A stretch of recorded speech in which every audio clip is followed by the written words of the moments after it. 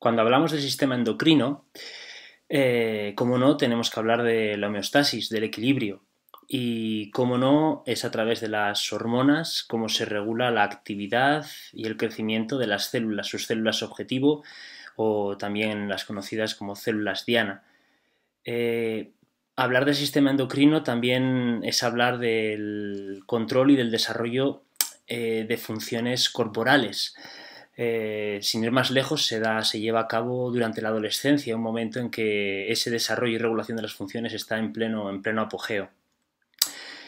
Las hormonas ayudan a mantener el equilibrio, la homeostasis interna del cuerpo, y esta van a regular la actividad del músculo liso, del músculo cardíaco, de las glándulas, incluso el propio metabolismo de todos estos.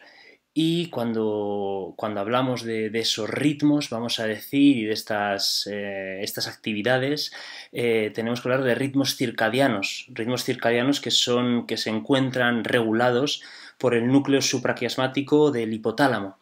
Así que vamos a ver qué es ese hipotálamo. El hipotálamo es esa pequeña estructura marcada que veis en naranja en la imagen. Recibe señales de diferentes regiones del sistema nervioso, como por ejemplo el dolor, un pensamiento que nos entristece, emociones, olores, concentración sanguínea de los nutrientes, electrolitos y los líquidos de nuestro cuerpo. Y eso va a hacer que se exciten o se inhiban diferentes partes del mismo. Entonces, hablar del hipotálamo supone referirnos a él como una centralita que está recibiendo constantemente información sobre el estado corporal, y toda esa información la utiliza para controlar la secreción de muchas hormonas. Esas señales hormonales o nerviosas que proceden desde el hipotálamo son las que controlan la secreción de la glándula que voy a comentar ahora enseguida, que es la hipófisis.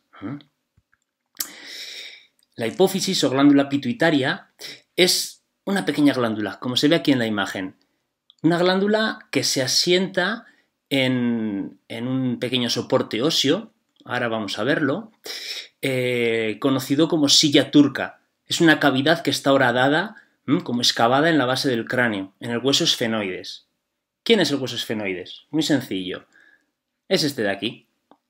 Entonces, el hueso esfenoides es un hueso que está central en nuestro cráneo.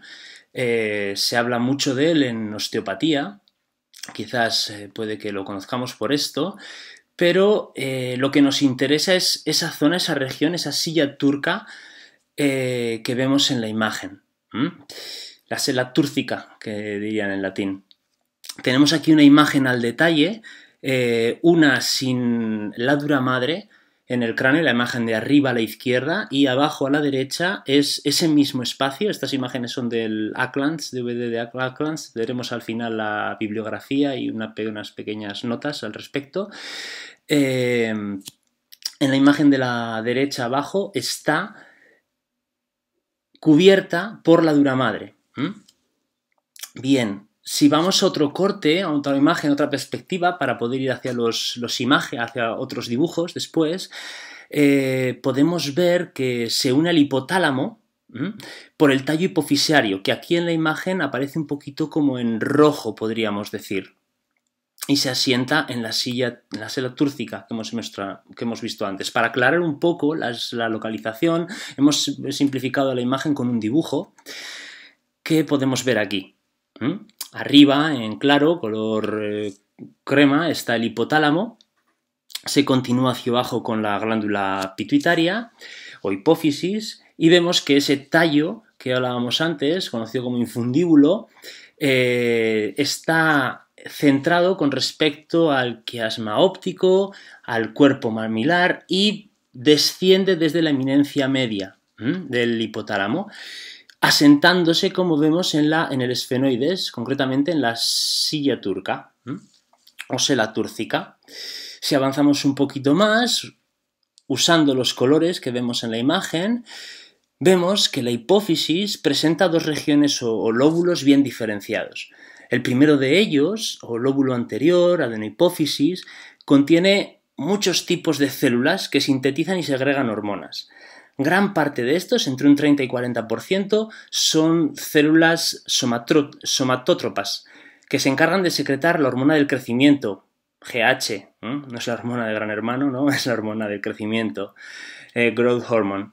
El 20% son corticótropas, secretoras de la corticotropina, ACTH, veremos después un poquito sobre ello, y de la hipófisis posterior, que aquí tenemos en azul, o lóbulo posterior de esa hipófisis, también conocida como neurohipófisis, podemos decir que está compuesta por células que sirven de soporte a una cantidad impresionante de fibras nerviosas, terminaciones que provienen del propio hipotálamo.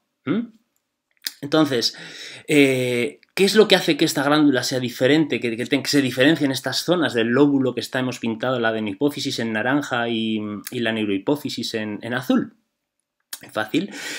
El origen embrionario.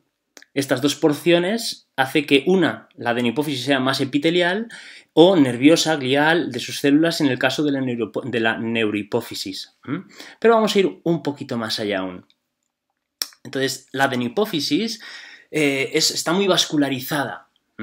Se encarga de secretar 6 hormonas, las veremos luego, que son importantes para el organismo, y algunas otras que no son tan importantes.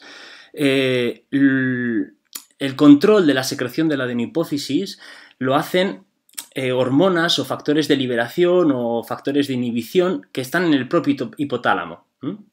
Son las rayitas estas que vemos así en amarillo en la imagen, y se sintetizan en el hipotálamo y pasan a esa adenohipófisis a través de los vasos porta hipotalámicos hipofisarios, que son los que vemos aquí marcados y coloreados en rojo.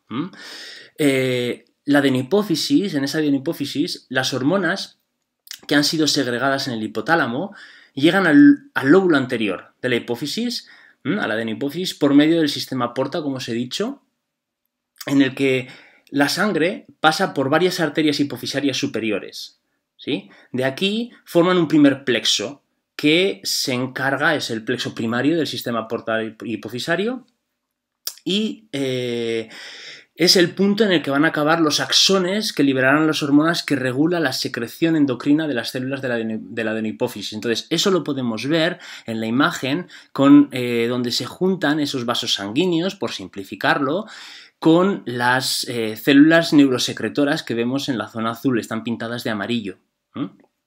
Entonces, este primer plexo vuelve para formar las venas portas hipofisarias, que se dividen y forman un segundo plexo.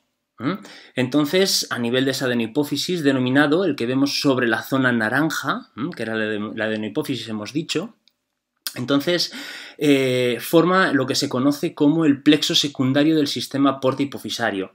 Entonces, todas las hormonas secretadas por la hipófisis anterior, por la adenohipófisis, pasan a ese plexo secundario y llegan a las venas hipofisarias anteriores, y de ahí se distribuyen a todo el cuerpo.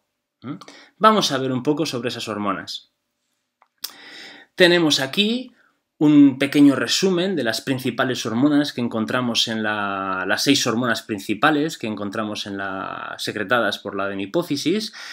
Primero tenemos la tirotropina, o TRH, es la hormona estimulante del tiroides y controla la secreción, por un lado, de la triiodotironina, o T3, ¿sí? Y la secreción de la tiroxina. La hormona adenocorticótropa, la ACTH, está relacionada con la secreción de algunas de las hormonas córtico-suprarrenales. ¿Sabéis? Las glándulas que están suprarrenales, que están sobre los riñones, envueltas y abrazadas por esa fascia perirrenal. Bueno, no es el tema ahora de esas glándulas suprarrenales, pero tienen relación con ella, como veis. Tenemos la prolactina, PRL, aparece ahí en la imagen, que es la encargada de estimular el desarrollo de las glándulas mamarias y la producción de leche durante la lactancia o para la lactancia. También tenemos la hormona folicoestimulante, o FSH, estimulante de los folículos, que tiene relación con los testículos y con los ovarios. La hormona luteinizante, quizás más conocida en el tema del entrenamiento para la mujer, que se encarga de controlar el crecimiento de los ovarios o testículos, según si hablamos de hombre o mujer. No solamente es una hormona que esté en el caso de la mujer, pero suele ser conocida por el tema de la menstruación. Y regula también, controla la actividad hormonal y reproductora. Tenemos la hormona melanocido estimulante, MSH, tiene que ver con la piel, con la tinción de la piel, y la hormona del crecimiento, que estimula el crecimiento de todo el cuerpo, actuando sobre la formación de proteínas, el crecimiento, la división de las células. Cuando hablamos de músculo, cuando hablamos de ejercicio, hablamos de hormona de crecimiento. Bien, la mayor parte, más o menos el 30-40%, de las que se segregan en la adenohipófisis son células somatótropas, que se encargan de secretar la hormona del crecimiento. Un 20% son corticótropas, secretoras de la corticotropina, esto lo hemos comentado antes, ¿sí? Entonces, aquí hemos resaltado las dos principales, las que tienen que ver con esa corteza suprarrenal y con el funcionamiento y el crecimiento de todas las células de nuestro organismo. Pero si vamos a ver ahora lo que ocurre en la neurohipófisis y quién tiene que ver con la neurohipófisis, diremos que la neurohipófisis está irrigada fundamentalmente por la arteria hipofisiaria inferior, que se vacía en el plexo del tallo infundibular y es una red de capilares que recibe hormonas secretadas por la neurohipófisis. Entonces, de aquí, de este plexo, las dos hormonas que se generan, vamos a ver luego quiénes son en esta parte posterior, pasan a las venas hipofisiarias posteriores para ser distribuidas a sus células diana en todos los tejidos, en otros tejidos, ¿sí? Es más sencillita la organización, la vascularización de la parte posterior de la neurohipófisis con respecto a la de la parte anterior o adenohipófisis. Entonces, las dos hormonas secretadas por la neurohipófisis, la primera es la hormona antidiurética o vasopresina, que ayuda a la regulación de los líquidos corporales. Controla la excreción de agua en la orina. Tiene mucho que ver con el control de líquidos en el cuerpo. Y la oxitocina, que contribuye a la secreción de la leche desde las glándulas mamarias hasta los pezones y también se involucra con el parto en el periodo final de la gestación y el periodo final de la gestación. Bueno, este rápido resumen, que espero no haya sido muy complicado, para hablar de la glándula pituitaria. Y a continuación os dejo de un vistazo las imágenes, la relación de las imágenes, de dónde han sido tomadas, las que no son dibujos, ¿sí? Hechos por mí. Y también la bibliografía, por si queréis consultar y demás, aquí tenéis, no dudéis en acudir a cualquiera de estos libros para buscar una información muchísimo más detallada. Como hemos dicho, no para nada está basado en estudios científicos ahora mismo, sino en una lectura anatómica y fisiológica de la realidad de estas hormonas del sistema endocrino. Espero que haya sido de agrado. Hasta luego.